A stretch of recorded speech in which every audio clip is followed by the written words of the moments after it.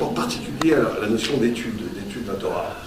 Et l'étude de la Torah est quelque chose de fondamental au point où non seulement il y a une incitation à l'étude, mais il y a même ce qu'on appelle le bitul Torah. Ça veut dire que quelqu'un qui n'étudierait pas la Torah serait presque dans quelque chose de transgressif, puisqu'il faut étudier, et si vous n'étudiez pas, il faudra en rendre compte. Hein, je parle d'un point de vue dans les textes. Alors, de quelle étude parle-t-on? Avant, pour préciser les choses, il y a plusieurs niveaux d'études. Ce qu'il appelle le pardes, ça veut dire 4 niveaux d'interprétation.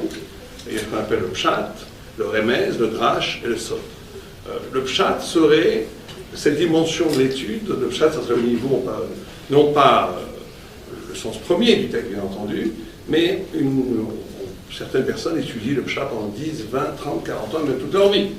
Le premier niveau d'étude, qui est plutôt concentré dans les textes talmudiques, ça serait se mesurer avec une certaine forme de rationalité. Ça veut dire comment la révélation divine dans les textes peut avoir affaire avec le réel. C'est ça dont il est question beaucoup dans les textes talmudiques. Comment la responsabilité, la notion de dommage, la notion du rapport à l'autre, le rapport à l'homme, la femme, le réel introduit comme dimension elle-même de révélation, qu'il s'agit de déchiffrer à partir d'une étude des textes. Des textes qui sont au niveau, ce qu'on appelle du pshat, ça veut dire qui sont en harmonie avec les mouvements cognitifs, on peut dire universels, induction, cause, effet, etc., etc. Il y a un deuxième niveau qui est le remez, qui est ce qu'on pourrait traduire en français le signe, ou on va dire un prétexte à dépasser l'évidence de la rationalité, comme si déjà la Torah nous disait que tout l'univers rationnel baignait dans un continent un peu à l'image du cosmos, où on voit une partie et il y a 90% de matière noire, on ne sait pas ce que c'est. Le texte prendrait cette configuration où le remez nous indiquerait qu'il y a un excès du sens, quelque chose qui est infiniment supérieur à l'évidence cognitive. Qu'il s'agit d'essayer d'écouter à partir de techniques tout à fait particulières. Après, il y a ce qu'on appelle le drash. Le drash, c'est-à-dire, certains appellent une sorte envolée du sens, l'invitation à la personne d'interpréter selon des règles très rigoureuses, mais en tous les cas une interprétation qui permet de donner un caractère presque infini à la narration. Elle n'est pas limitée à ce qu'elle dit autre chose. Et c'est à l'homme, à l'étudiant, d'essayer de découvrir ce qu'elle dit vraiment autre chose. Et il y a après le sod, qui est le niveau ultime du sens, focalisé bien entendu sur les textes de Kabbalah surtout, le Zohar, l'Etzraïm, etc., qui sont une déconstruction totale de la perception du réel tel qu'il est, pour essayer presque d'étudier et de comprendre la vie, l'univers, nous-mêmes, à partir d'une lecture qui serait presque divine, d'une façon comment presque Dieu, le regard divin, qui serait livré aussi à l'homme, à partir de l'étude de la Kabbalah, qui est une étude très difficile, pas du tout mystique comme certains le pensent.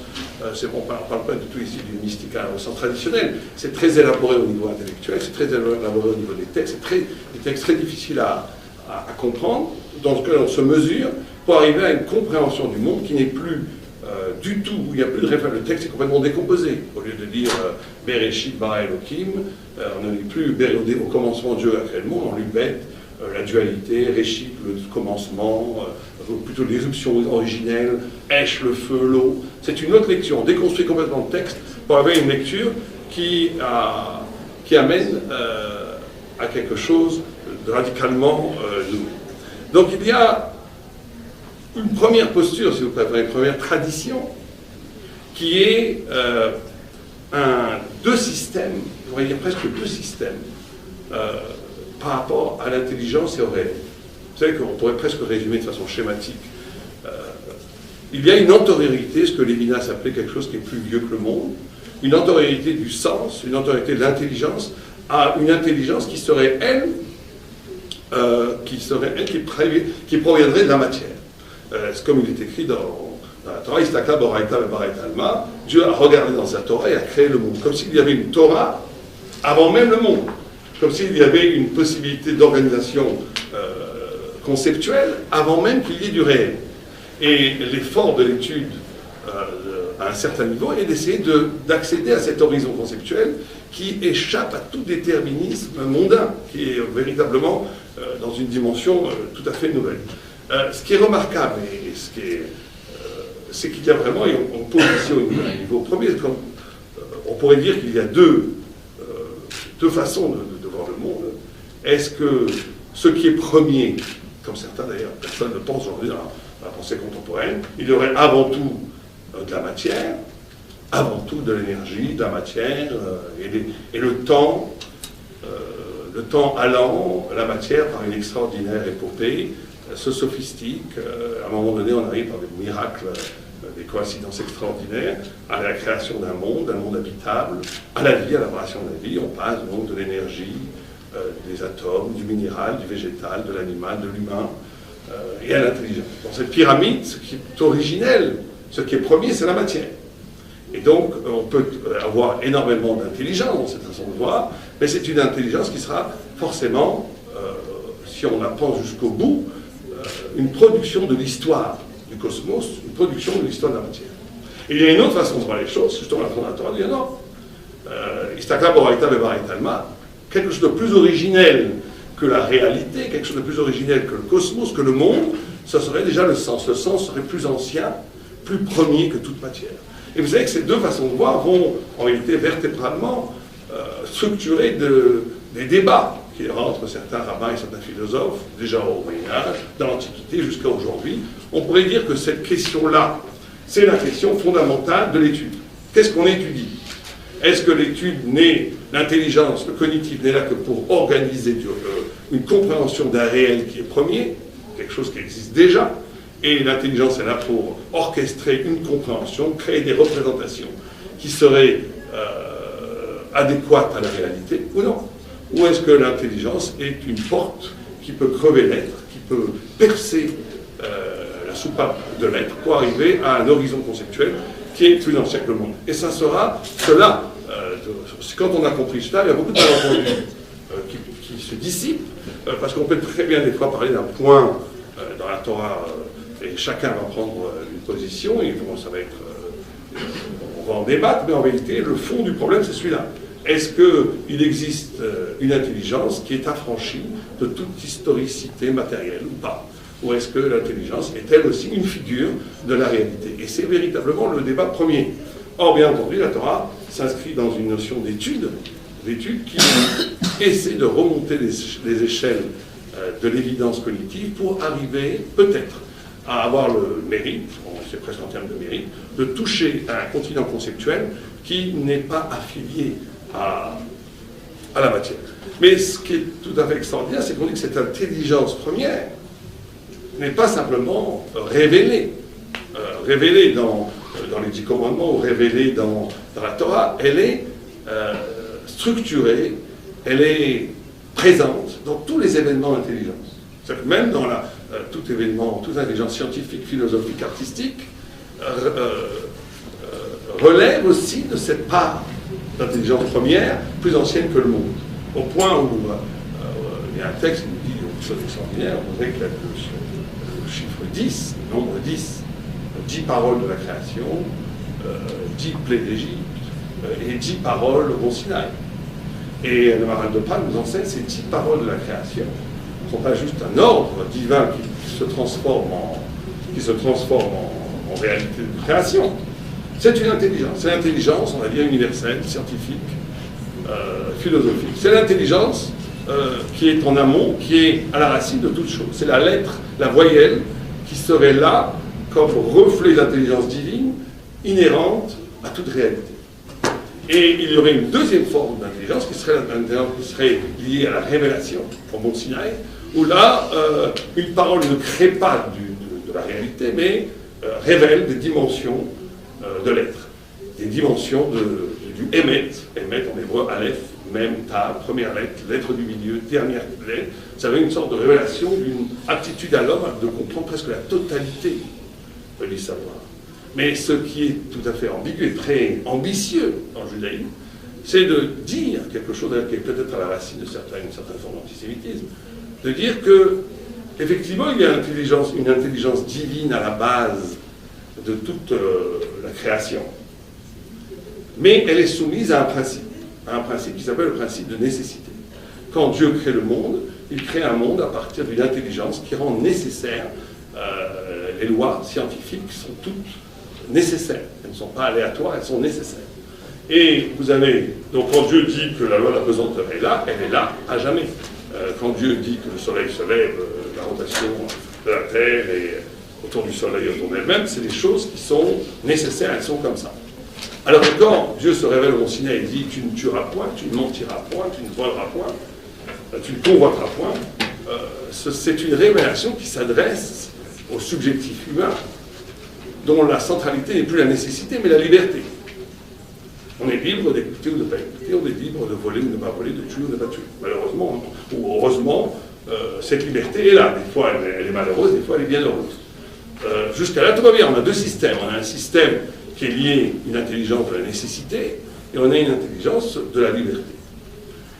Mais là, ce que le judaïsme pose, c'est de dire que tout, et c'est peut-être ça l'exception d'Israël, et c'est peut-être ça une des formes d'agacement que certains peuvent ressentir par rapport à la parole de la Torah, c'est de dire que cette intelligence de la nécessité, bien entendu, elle existe, il faut s'y mesurer, il faut la comprendre, mais elle est complètement tributaire, seconde, par rapport à l'intelligence de la liberté.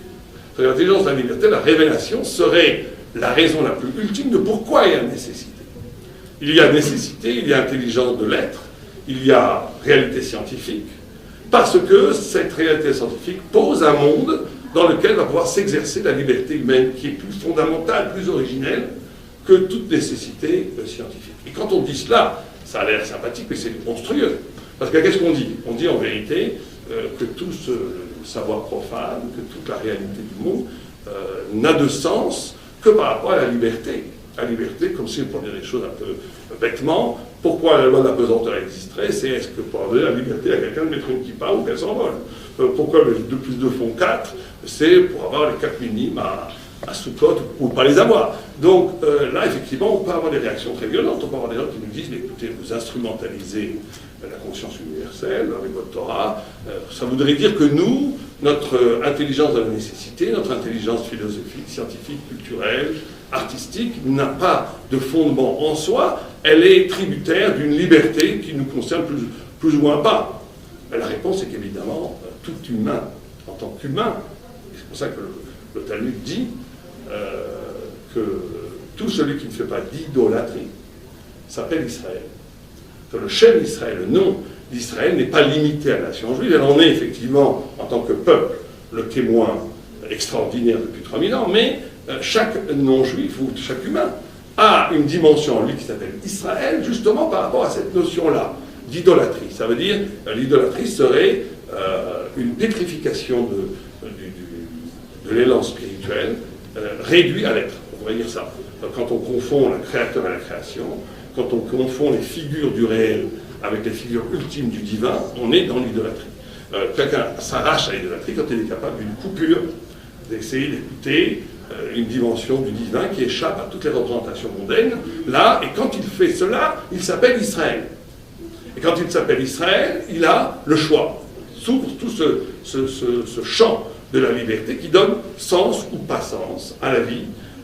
Et c'est tout le monde de la nécessité n'a de prendre sens que par rapport au défi de l'intrigue de la révélation de la liberté. Donc une fois posée cette notion, c'est une introduction, il y a aussi, bien entendu, on le voit, vous savez qu'on ne peut pas commencer un cours, d'ailleurs j'ai oublié de le faire, c'est pas mon point fort, Milta de Bdiruta. On commence un cours de Torah normalement en faisant une blague. Dans la Talmud, il faut faire une blague. Alors tout le monde dit, le Rashi et d'autres expliquent, parce qu'il faut détendre l'atmosphère. Bon, comme ici l'atmosphère est déjà détendue, on est déjà exempt de le faire, mais il faut détendre l'atmosphère. Quand le maître prend la parole, il y a une sorte de peur, de crainte des élèves, il faut qu'il fasse une blague pour que l'ambiance soit sympathique, pour qu'on puisse commencer à libérer les esprits et à étudier ensemble. Mais le Maharal de Prague, on donne une interprétation beaucoup plus, en tous les cas pour nous, nouvelle, déjà pas plus intéressante, mais plus nouvelle, Non, pas du tout. Il dit de ne pas se prendre au sérieux, c'est très très très sérieux. C'est-à-dire que la notion de l'humour à la racine même d'un commencement de l'étude, c'est justement briser une certaine posture par rapport au savoir, une certaine posture par rapport à l'intelligence, aux pratiques du savoir, pour ne pas se prendre au sérieux. Pas se prendre au sérieux, ça veut dire être capable de libérer la réflexion de toutes les dimensions d'accréditation universitaire ou d'accréditation sociologique. Il s'agit d'arriver à un dépassement de l'ego. Déjà, on nous dit Reshit Chochma Yirat Hashem, la racine, le début, le jaillissement premier de l'intelligence aurait à faire avec un vis-à-vis de Dieu. Faites attention dans l'exercice du savoir de ne pas instrumentaliser ce savoir dans une position où le sérieux académique ou le sérieux social viendrait en vérité neutraliser toutes les potentialités d'irruption de l'idée réelle, de l'idée vraie. Donc, Milton est dit. Alors, mais si on se pose la question, quelle est la racine de ce savoir qui excéderait le savoir du monde? Alors, on a cette fameuse Noire Nida d'Aflamed où on nous enseigne qu'un enfant, dans le ventre de sa mère, étudie toute la Torah. Nous avons tous étudié dans le ventre de notre mère la Torah. Et il voit, il y a une lampe sur le front, symboliquement, et il voit jusqu'au bout du monde, il voit tout. Et quand il naît, un ange le frappe, et il le frappe à la bouche, ça c'est écrit, et il oublie toute la Torah. Et il doit voir la Torah, certains vont voir une connivence, un parallèle avec la réminiscence platonicienne. Je ne crois pas que ce n'est pas exactement la même chose quand on lit le texte. On n'a pas le temps d'approfondir ces détails, mais ce n'est pas du tout la réminiscence platonicienne. C'est autre chose. C'est que, et le Marat pose deux questions par rapport à ce texte. Le Marat de Prague a toujours cette extraordinaire habitude de poser des questions qui paraissent un peu presque enfantines et qui sont les ouvertures pour comprendre la profondeur du texte. Il pose deux questions. Il dit d'abord pourquoi est-ce que la lampe est sur le front? Si je veux voir quelque chose, j'ai obligé de mettre une lampe là où je veux voir. Si je mets une lampe sur le front, si le faisceau n'est pas dirigé vers ce que je recherche, je ne vais pas voir grand-chose. Ça pourrait presque même m'aveugler. Deuxième question qu'il pose, il dit pourquoi l'ange frappe sur la bouche? Pourquoi la bouche? Pourquoi précisément la bouche? Et il donne deux réponses. Enfin, il a ces deux questions, il donne ces deux réponses. Il dit tout d'abord, parce que justement, ce que l'enfant apprend, c'est cette dimension, enfin ce que l'embryon apprend, c'est cette dimension d'un savoir qui ne passe pas par l'expérience.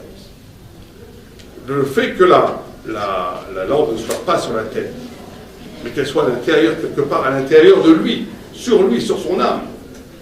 C'est comme si on nous disait qu'il y aurait une pratique de la connaissance, une connaissance qui aurait besoin de l'expérience réelle pour pouvoir en dégager un savoir, serait une connaissance effectivement qui ne serait pas chez Akol ni à Vidvaro, que tout a créé à sa parole, mais ça serait l'écho d'une réalité qui prendrait des formes collectives. Ça serait passé à côté de la racine métaphysique du réel, qui est plus originel que toute expérience.